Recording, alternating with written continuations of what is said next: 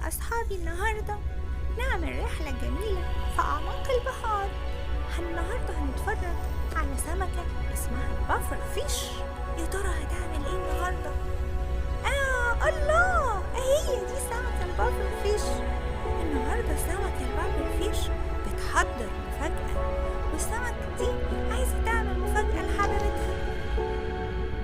بصوا، بتبتدي ترسم رسمة جميلة، بترسمها بزعنفها زي ما انتوا شايفين وبجسمها.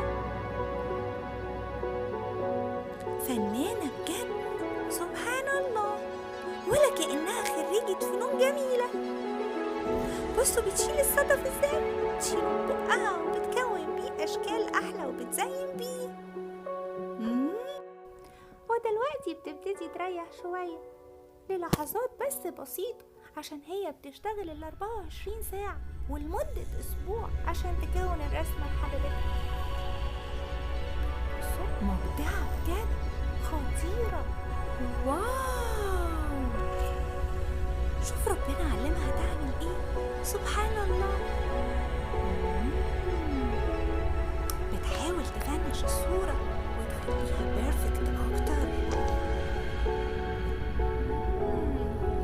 شفتوا جمال الصورة حلوة ازاي؟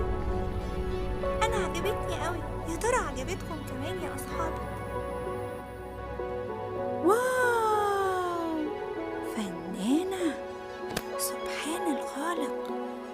أشوفكم في المرة القادمة، إلى اللقاء.